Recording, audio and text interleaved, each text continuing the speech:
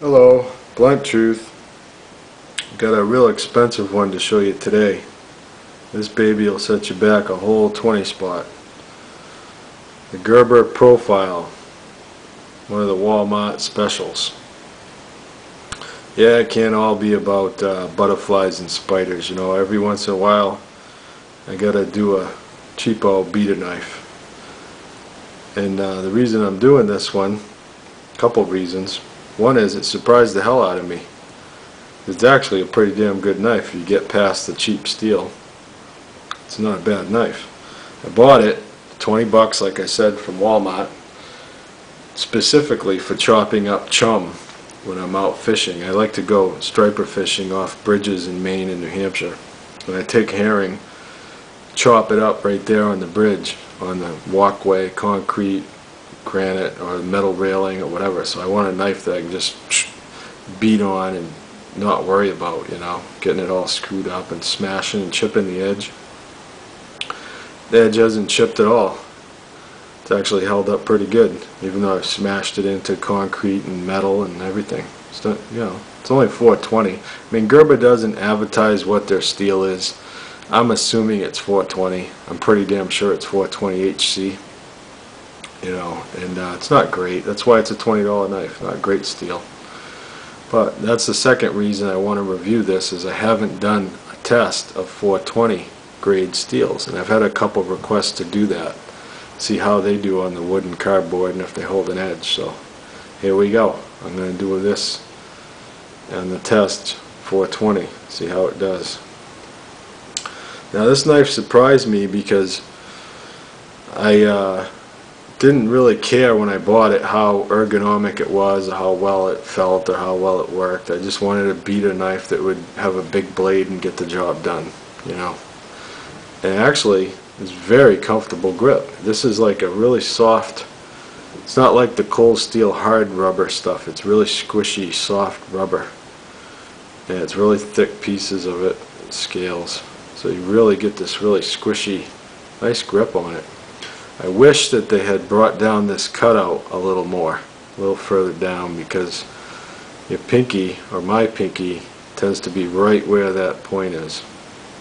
You know, you can't quite get my fingers in there good.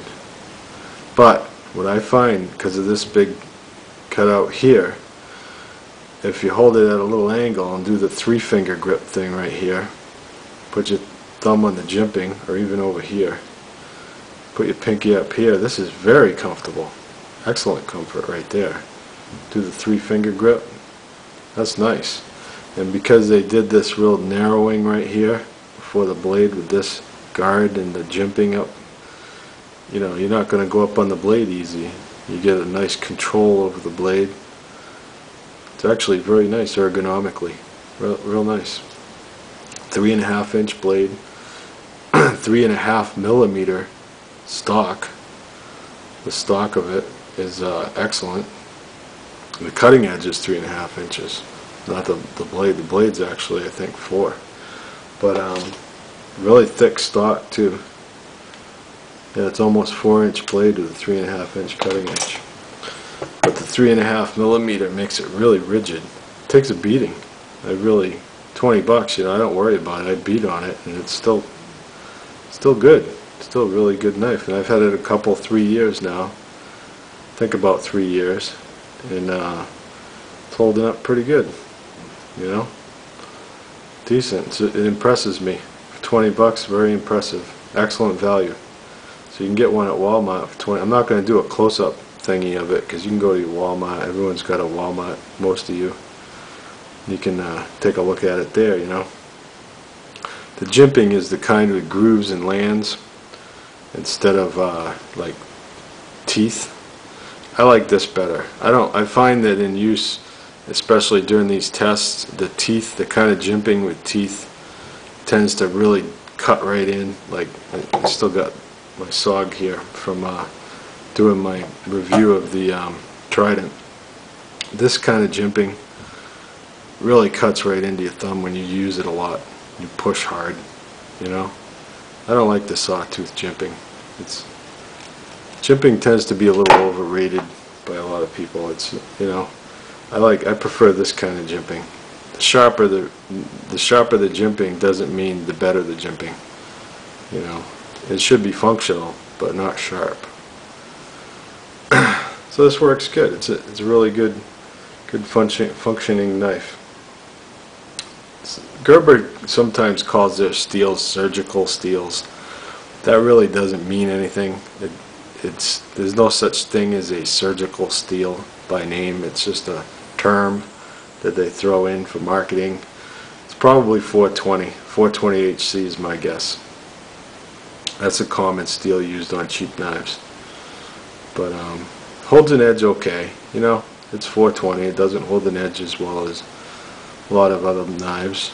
You know, a little bit less than AUS 8, 440A. But it's holding up pretty good. It's easy to sharpen.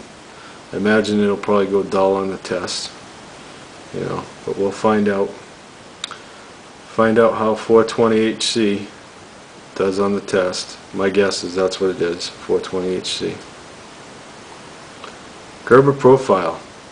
I'm not going to do a close-up like I said, because you can go look at it. Spend 20 bucks and buy it, you know.